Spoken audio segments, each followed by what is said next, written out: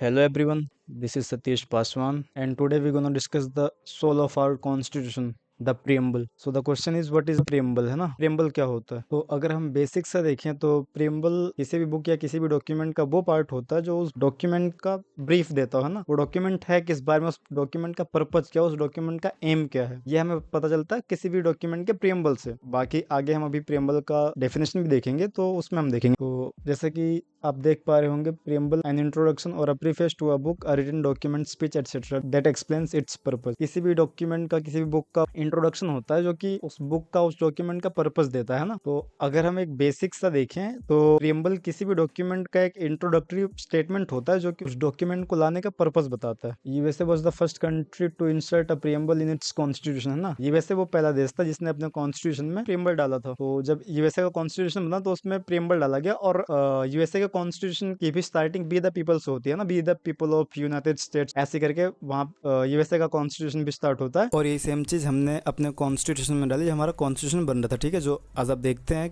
B the people of India, है ना, ये कॉन्सेप्ट हमने अमेरिका के कॉन्स्टिट्यूशन से ही लिया था, ठीक है।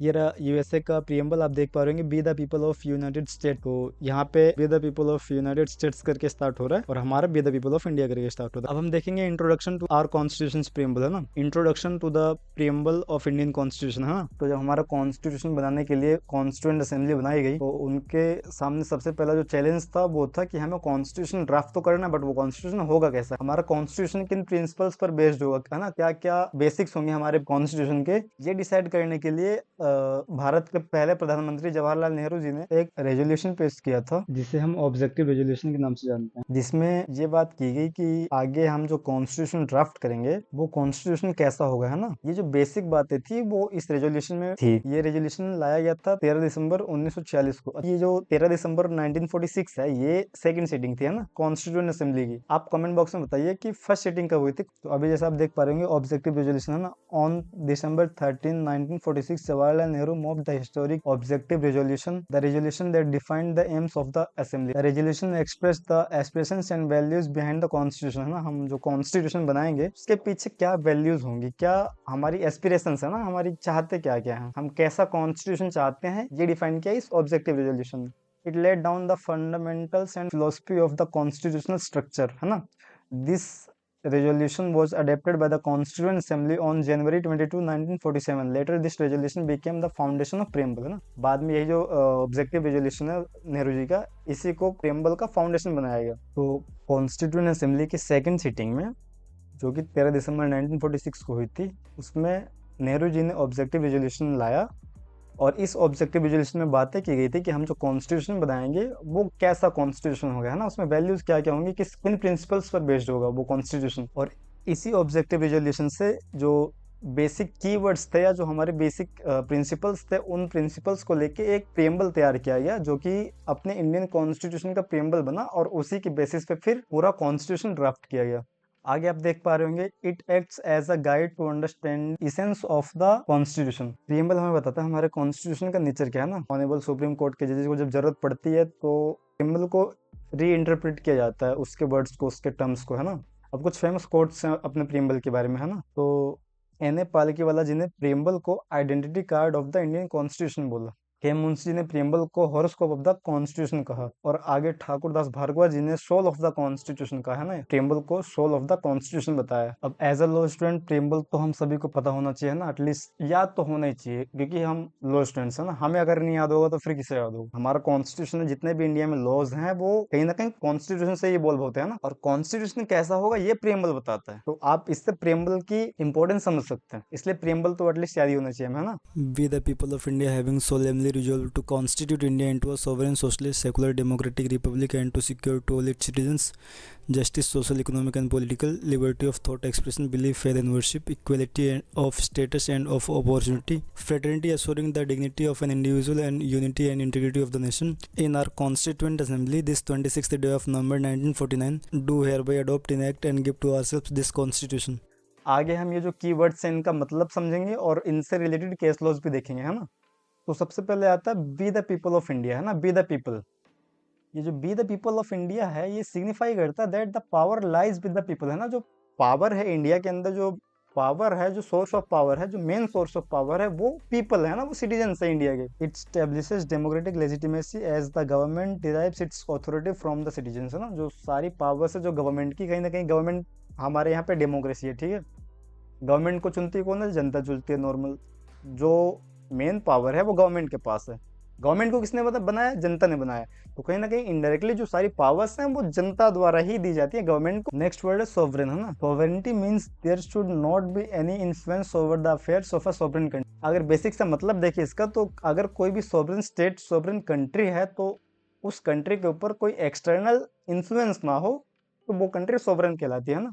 मतलब कोई एक्सटर्नल इन्फ्लुएंस ना हो, कोई बाहरी दबाव उस पर्टिकुलर स्टेट, उसके फॉरेन अफेयर्स में, है ना, फॉरेन रिलेशंस जो अदर कंट्रीज के साथ मेंटेन करेगी, उसमें कोई अगर फॉरेन इन्फ्लुएंस ना हो तो वो कंट्री सोवरेन कहलाती है ना। Sovereignty has to dimensions, internal sovereignty and external sovereignty, ठीक है। तो अभी हम दोनों देखेंगे, इंटरनल सोवरेनिटी भी और एक्सटर्नल सोवरेनिटी भी। इंटरनल सोवरेनिटी वो होती है, it refers to the supreme authority of a state over its own territory and people, है ना। The government of a specific country has the power to make laws, enforce policies and govern without any external interference. Internal sovereignty का मतलब है जो एक particular state के अंदर जितने भी गवर्नेंस का काम होगा ना, जो लॉज फ्रेम करना, लॉज को इन्फोर्स करवाना, पॉलिसीज बनाना, है ना, इन सब में किसी भी एक्सटर्नल कंट्री या एक्सटर्नल एंटिटी का कोई भी एक्सटर्नल इन्फ्लुएंस ना हो, ये होता है इंटरनल सोवरेनिटी। अगला है external sovereignty. It refers to the independence of a state in international relations. It ensures the independence of a state against other states, है ना। मतलब हर देश अपने आप में इंडिपेंडेंट है, ठीक है। किसी भी देश का किसी दूसरे देश के ऊपर कोई डिपेंडेंसी नहीं है। ये होता है external sovereignty. India is both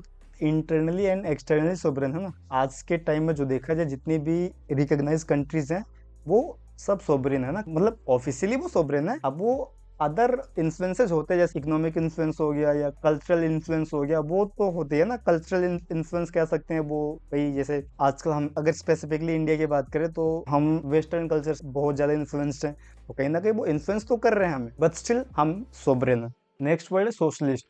socialist word preamble में स्टार्टिंग से नहीं थी, 42nd कॉन्स्टिट्यूशनल अमेंडमेंट से ऐड किया गया था, जो कि 1976 में हुआ था, है ना। सोशलिस्ट का बेसिक सा मतलब होता है, जो गवर्नमेंट है, जो इंडिया की गवर्नमेंट है, वो सोशल और इकोनॉमिक इक्वलिटी पर फोकस करेगी, है ना। India follows a mixed economy ना, where both the public and private sector exist. The aim is to reduce inequality in wealth and opportunities. India mixed economy follow करती है ना, उसमें पब्लिक कंपनीज भी होती हैं जो कि गवर्नमेंट की होती है, प्राइवेट सेक्टर भी होता है ना।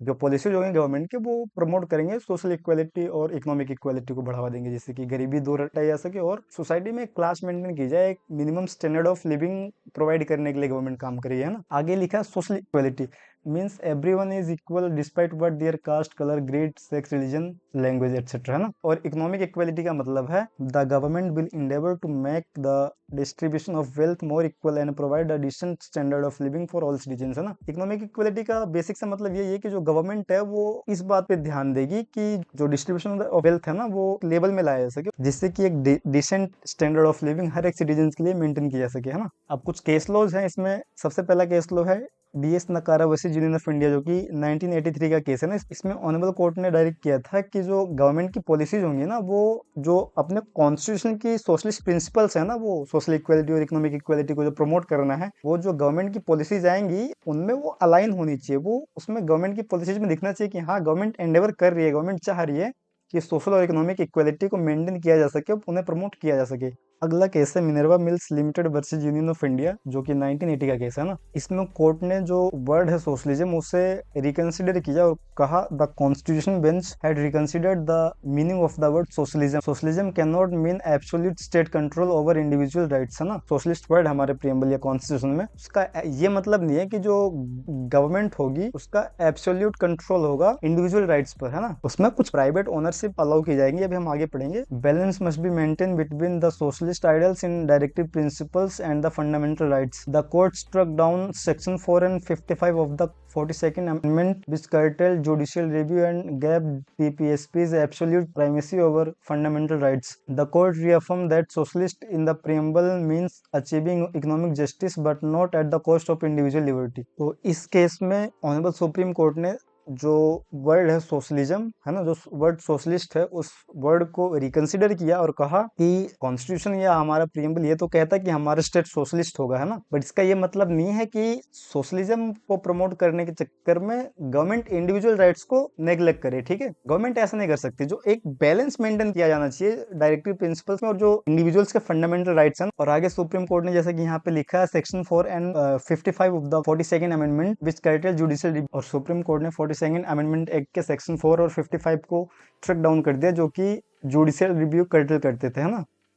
अगला वर्ड है सेकुलर, ये भी 42nd अमेंडमेंट से ऐड किया गया था। इसका हिंदी मतलब होता है पंथ निरपेक्ष।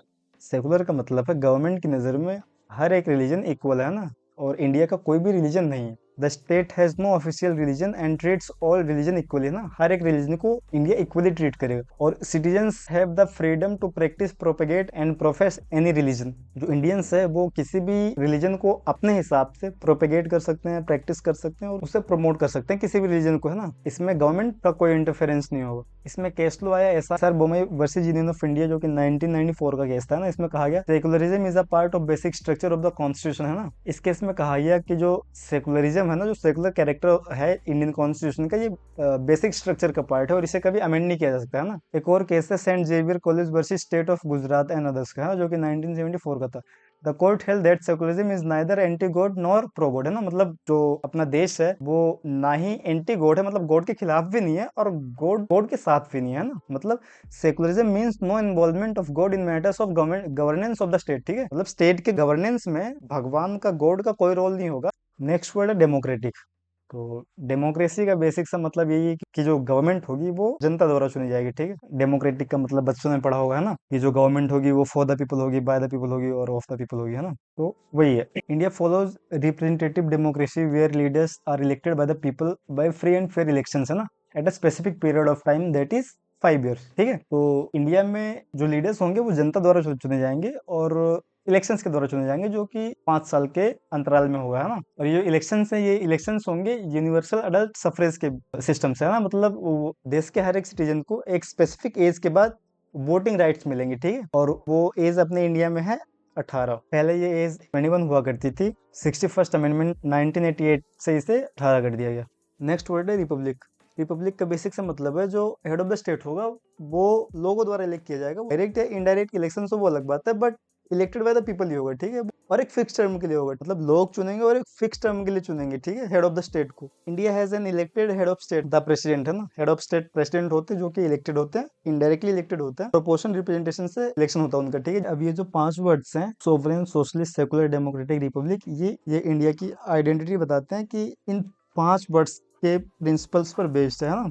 आगे हम देखेंगे ऑब्जेक्टिव्स ऑफ द प्रीएम्बल। ठीक है, जो प्रीएम्बल है उसके ऑब्जेक्टिव्स क्या क्या है। तो सबसे पहला वर्ड है जस्टिस, है ना। Justice, social, economic and political. ठीक है, सोशल जस्टिस क्या है? Social justice means no discrimination on the basis of caste, gender, religion, grade, language etcetera. ठीक है, इन सब बेसिस पर कोई भी डिस्क्रिमिनेशन ना हो लोगों के बीच में। इकोनॉमिक जस्टिस का मतलब है equal opportunities for employment and fair distribution of resources, है ना। मतलब equal pay for equal work, है ना। मतलब सोसाइटी की हर क्लास को एम्प्लॉयमेंट की इक्वल अपॉर्चुनिटी दी जाएगी और जो रिसोर्सेज का डिस्ट्रीब्यूशन है वो फेयर तरीके से किया जाएगा। आगे पॉलिटिकल जस्टिस का मतलब है equal political rights and participation in democracy. ठीक है, अब वो सोसाइटी के किसी भी क्लास से आते हैं, सबके वोट की वैल्यू एक होगी, है ना। वो अमीर है, गरीब है, सबके वोट्स की वैल्यू इक्वल होगी। ठीक है, ये पॉलिटिकल इक्वालिटी हो गई, है ना। और हर एक को वोट करने का मौका मिलेगा। डजंट मैटर कि वो किस कास्ट से आता है, किस रिलीजन से आता है, किस एरिया से आता है। ठीक है, ये हो गया political justice. Next word liberty, है ना। Liberty of thought, expression, belief, faith and worship. ठीक है, हम इन टर्म्स की मीनिंग देखें, है ना। थॉट का मतलब हम मतलब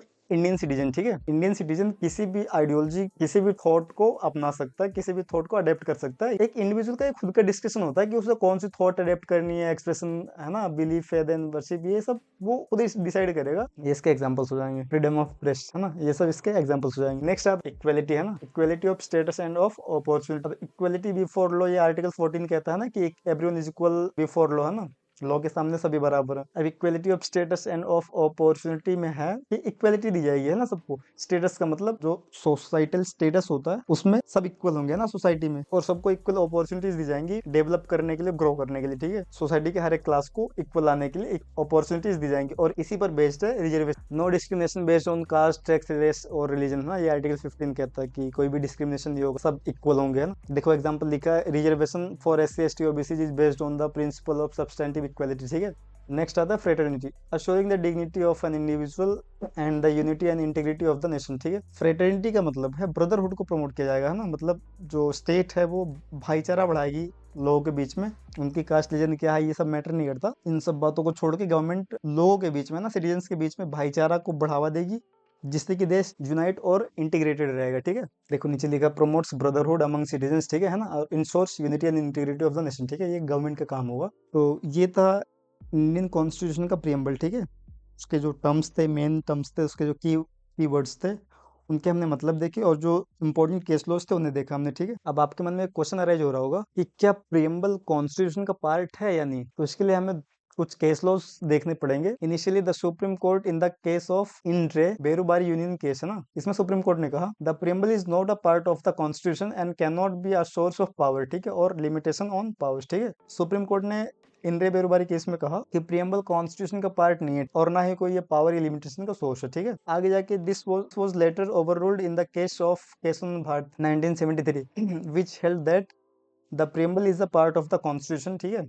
केशवन भारती केस में कहा गया कि जो प्रियम्बल है वो कॉन्स्टिट्यूशन का पार्ट है। It reflects the basic philosophy and fundamental values of the constitution, ठीक है। जो बेसिक फिलोसफी है ना कॉन्स्टिट्यूशन के पीछे जो फंडामेंटल जो बेसिक वैल्यूज हैं उन्हें रिफ्लेक्ट करती है हमारी ये जो प्रियम्बल है, ठीक है। However the preamble does not confer enforceable rights, और प्रियम्बल को कोर्ट में इन्फोर्स नहीं करवाया जा सकता, but is used as a guiding principle for interpreting the constitution, ठीक है। कॉन्स्टिट्यूशन को इंटरप्रेट करते टाइम ये जो प्रियम्बल है ये गाइडिंग प्रिंसिपल की तरह काम करता है ना। तो अगर करंट सिनेरियो देखा जाए आज का, तो प्रियम्बल कॉन्स्टिट्यूशन का एक पार्ट है। अब एक क्वेश्चन अराइज हो रहा होगा आपके मन में कि अगर प्रियम्बल कॉन्स्टिट्यूशन का पार्ट है तो क्या प्रियम्बल को अमेंड किया जा सकता है। तो इसके लिए देखते हैं हम, can the preamble be amended, है ना। Yes the preamble can be amended but without altering the basic structure of the constitution, ठीक है। हाँ प्रियम्बल को अमेंड किया जा सकता है but without altering the basic structure of the constitution, ठीक है। This was clarified in the Keshavan Bharti case 1973 where the Supreme Court ruled that the preamble can be amended under Article 368, है ना। जो आर्टिकल 368 है वो पार्लियामेंट को अमेंडिंग पावर्स देती है, ठीक है, और प्रियम्बल को भी अमेंड किया जा सकता है आर्टिकल 368 के अंदर, ठीक है। However any amendment can not violate the basic structure doctrine, ठीक है, बट कोई अमेंडमेंट बेसिक स्ट्रक्चर डॉक्ट्रिन को वोलेट नहीं करना चाहिए। तो दोस्तों ये रही आज की वीडियो है, कैसे लगी आप कमेंट करके जरूर बताना, और अगर अभी भी आपके मन में कोई क्वेरी कोई क्वेश्चन अराइज हो रहा है तो आप कमेंट बॉक्स में पूछ सकते हैं। मैं पूरी कोशिश करूंगा आपका डाउट क्लियर करने की, और वीडियो अगर पसंद आए तो वीडियो को लाइक करें, चैनल को सब्सक्राइब करें, है ना। बाकी थैंक यू वीडियो को लास्ट तक देखने के लिए। जय हिंद।